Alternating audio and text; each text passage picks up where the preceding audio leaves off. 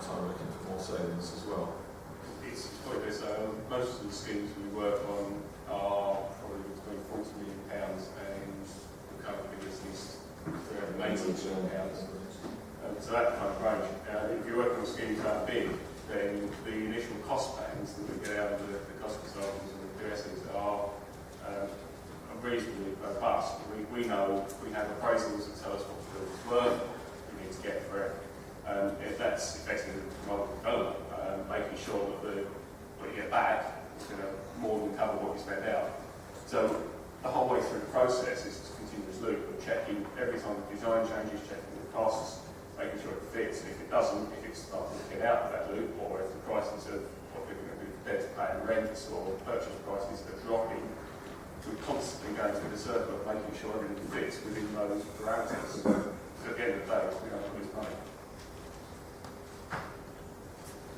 You mentioned you burned to begin with, obviously down to the recession. More of a general question, but how have you found work with the recession ongoing? You had a regular workload, or you took that time where you've not had time? Well, me personally.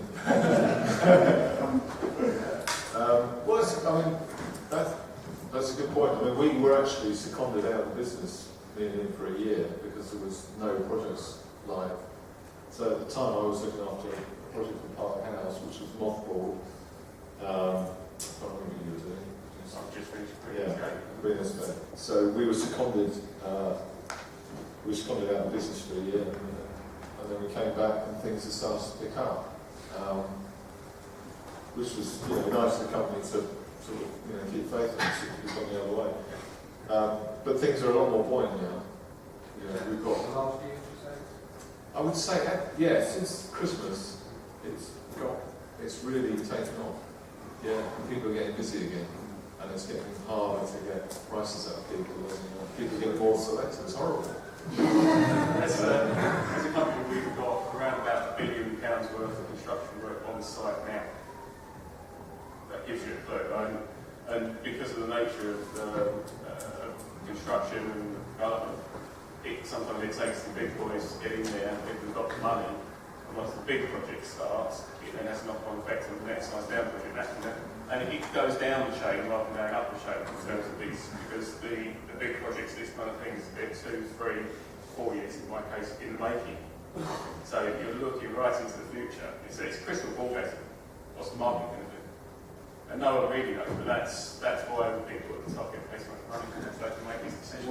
Get them right. Yeah, but that's the art of development, is delivering your buildings at exactly the right time when there's demand in the market. Because if you get it wrong and you sit there and empty building for 2 years, and you're trying, which could be generating £20 million of rent a year, you can lose a lot of money working with. Yeah, it's a whole different lecture, but the market in London, it's a very cyclical market.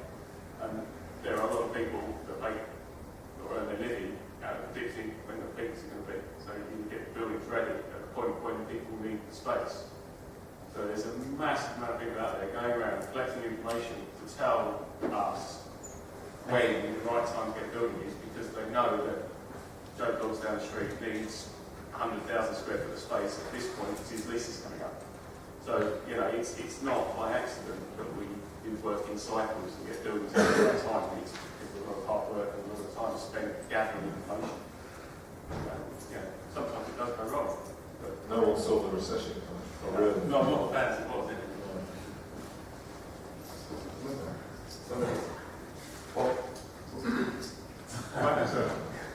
Why exactly was the overall length of the project itself? Have you looked at it? Okay. Construction is 90 weeks, so 21 months from piling starting to. So that's to show and core. So We've got 6 months to fit out. So probably 2.5 years by the time it's all done and dusted. But then normally there's about a year to 18 months before then for procurement and design. So most major projects take 4 years. The design potential clashes of something like that, do you think BIM would have helped you to make it more fluid and Yeah, I mean, BIM, there's a lot of stuff going around about BIM. I think the important thing to remember with BIM is you have to implement it from the very start of the project. That all the members of the design team have to buy into the fact that you're using BIM and use it properly. Because as soon as you get one element of the job that isn't in BIM, then the model doesn't work. So you have to conceive your project on the basis that you're using BIM and write it into the designer's appointments. And then it's a very, very good tool. You know, it's a 3D model. I mean, most designers use 3D already, so this is just a way of bringing it all together. What hasn't been taken off yet is the asset side of BIM.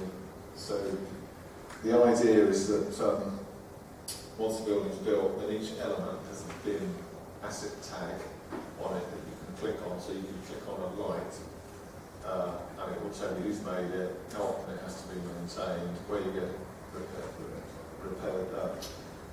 replacements from, and that bit is the kind of dream, but it's not there yet. I'm not convinced ever will be either, because I don't think it's such a global market now. I don't think all the suppliers are going to sign up to it. There's still a lot of patterns in technology as well, in software. Yeah. Still the Yeah. I've just shown my age, the Betamax VHS debate. But who knows what's going to come out on top? Because there's what we say, there's lots of different softwares, and the designers we work with all use different software, all use the same base software, and it's not always compatible, and there's always issues with that. So actually trying to get people into a common ground architecture is quite difficult. And there's sort of lots of issues around that as well. So monopolies, if people know that they're the only source of the software in the entire construction industry, that's their price. Yes. But it's working for everyone. It's a great idea, and that is the future. It's just getting it to. Well, I also say the model that shows you the 3D slicing model. I think pretty much every major job we do now, we have those, and that's a separate thing, but that's showing the construction sequence. It saves a lot of time on the guys on the site, a lot of money, so they manage to get their townhomes in the right place the first time. Yeah. It's great, and I've worked on projects where they don't, they have to move one, it costs a stupid amount of money. £100,000 sometimes to move the townhome because you've got it in the wrong place the first time out. So these kind of things will flag up very quickly here, something's wrong, how you can get it right. So that's being used probably more than BIM at the moment. That and the 3D modelling for services, which is done separately rather than as a full BIM. Yeah. So elements, But the government, we're just not tying it together. the government have really committed to BIM. I think they've made it quite on all their suppliers that they're upgrade level 3 BIM by 2015, wasn't it? 260, level 2. I was close. Level 2, 610. So I think they're driving it, so which is good. That will force a lot of companies to become BIMmed up, so to speak. Anything else? Fantastic. Yes, hang on. Oh, These louvers, you talked about the louvers. Yeah. You said obviously you couldn't get tenants in there with the louvers. Yeah. Is it just too complex? Was it? Why was they? Well, it was one major tenant who we'd expected to land, and they really took against it. And it was the first time it had ever been done in the UK market to have an active solar shading system that was that sensitive to stuff. And they just said, we don't want these things flapping around outside our windows, which was a little, I thought it was a bit ignorant, but they pay the bills. So, and I think that generated some nervousness in the business about the whole thing. So we redesigned it so that you can move them, but they're moved sort of manually now. So most of the time they'll be fixed in the open position, and you won't see them moving around outside the building. So we had to go out to the planners and get them to agree. It was quite I think nice. it's a shame because I think it may have kicked on to other buildings to do the same sort of thing. You took it. No, because in fact, it didn't generate a huge amount of energy saving. I think it was like 0.5%.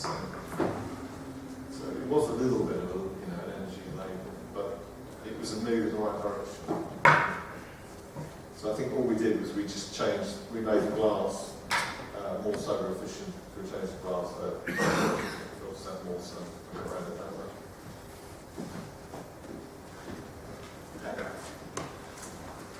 Thank you.